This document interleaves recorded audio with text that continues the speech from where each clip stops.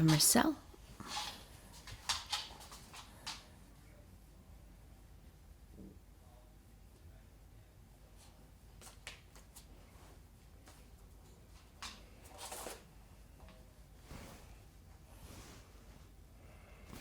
Hi, I'm Marcel, and welcome to me screaming into the void mostly about books.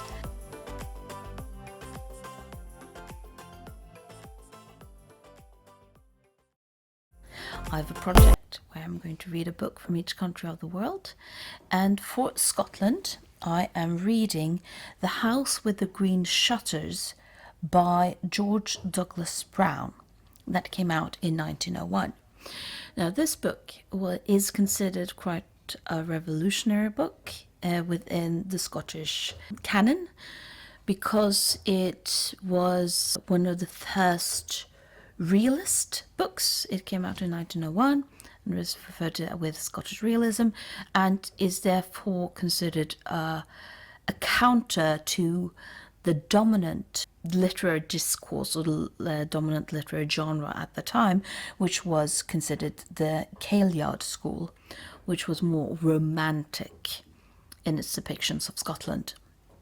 The book is about John Girl, who is a carrier and is quite wealthy in his little provincial town in Scotland, and about the troubles that he then gets when he gets a competitor to town. I don't really know much more about this book other than that, so I'll let you know how it goes on. I'm just done with the 12th chapter of House with the Green Shutters, and this is a very fascinating book regarding its theme that I don't really know if I've ever read a book similar to it. So this is about a man who is a very well off because of his career as a carrier. This is in the middle of 1800s in Scotland, in a small village, and so he has this business of carrying around, and people don't really like him because they think he's snobbish and arrogant and all that good stuff, which I think partly has to do with their own snobbery. If I'm going to be honest, I don't really think the townspeople are any better than Gurley, but Gurley is the main character, so it's his flaws that we are following. And then the book is about Gurley getting a competitor into the town, and also the whole idea of the railway, and what should we have the railway, what does that do to our town.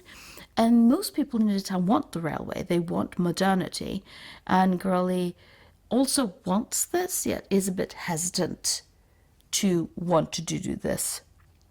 So this is a book about modernity. It's about modernity entering this quaint little Scottish town and what that does to its people and to the people living then, especially our main protagonist.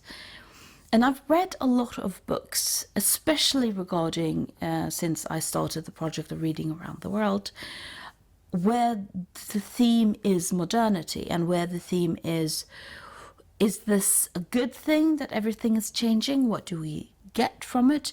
And what are we losing based on it?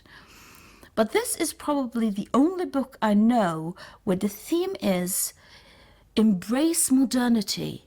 It will make your enemies crumble under its weight. So modernity is good because the people you don't like is going to suffer because of modernity. That is a whole new way of understanding modernity that I've never read before, and I love it. It's brilliant. As I stated, I think that having Gurley as the main villain, the main foil of his own life, it's almost unfair because he isn't really that much worse than everyone else. So it's almost like we just picked someone, and now we're going to see him suffer. Which is a theme, and which is an aesthetic. And I'm not saying this because that Gurley isn't in fault of his own demise. He is very much at fault of his own demise, or the entering demise. I've just read the 12 first chapters, so I don't know how it's going to end, but it's very clearly entering his own demise. So it's not like it's, he's just unlucky, but at the same time, he's not any worse than anyone else around him. We're not talking about a Burns from The Simpsons that goes around plotting people's evilness in much or in a bigger way or a different way from everyone else. Everyone is egocentrical. And the book even comments on this, that the Scottish are an individual. That's a word I suddenly couldn't say right now. That the Scottish are a very independent and individualistic people. But I'm now going to continue and see if the demise that is promised will happen for our poor Gurley.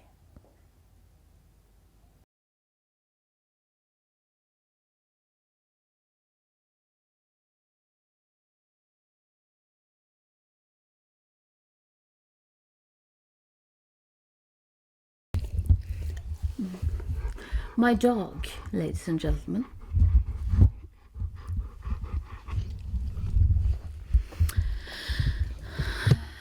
I am now done with The House with the Green Shutters, and it took a while for me to really get the book. It is defined as a realist book, and there is absolutely a spot-on definition of it. It's an interesting tale with a lot of descriptions about one man's falling due to modernity and not being able to keep up with modernity. But one thing that is also an aspect of realist literature is that they are in some way trying to subtly critique or trying to point out something. And I struggled with understanding what the book was trying to comment on, because Gurley isn't popular, is very clearly unliked, but it's not sort of, he isn't liked because he is spoiled and he is proud and self-centered.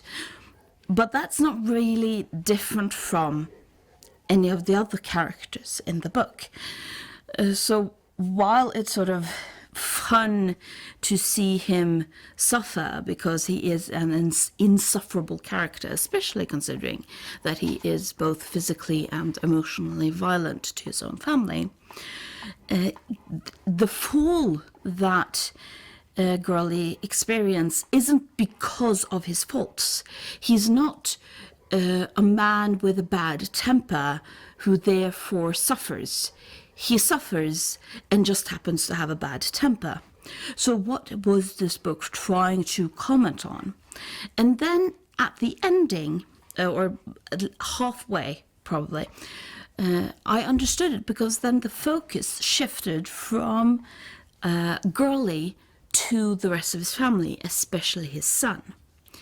And while the book is very clearly talking about that his son and his wife and daughter, so Gurley's wife and two children, are sort of genetically weak. They have weak personalities. These are not strong characters, and they become even weaker the more brutal that Gurley becomes. And I understood that what probably the book is trying to comment on isn't Gurley and the wonderful journey it is to see someone you loathe crumble before you because they can't deal with modernity, but how the people around him also suffer when he crumbles. So when Gurley is getting more or getting less and less work, he is losing his economic position, he's losing jobs. It's not just Gurley who suffers, it's his wife and his 2 children who suffer as well. And the book, I don't know, but I think that the book might actually be pointing towards how we can very quickly forget to think about who else will suffer when the people we loathe suffers, and the sort of brutality that Gurley's family is faced with in this small, quaint little town because people don't like Gurley. And I think that's a very interesting comment, because very often we don't really consider in literature we have the antagonist who is opposed to the protagonist, or we have the protagonist that we enjoy seeing suffer, but we don't really think about the consequences of who else is then going to suffer. And do we, as a society, what demands should be placed on us when we see other people suffering? So, as a realist piece of literature, I don't know if that is the case, if that is what he is trying to comment on, talk about. I'm not going to spoil the ending too much, I think. But it is interesting to see that, the way, the journey that this little town has regarding Gurley's family, more than Gurley as a character himself. So that's my thoughts about The House with the Green Shutters. And thank you for listening to me screaming into the void.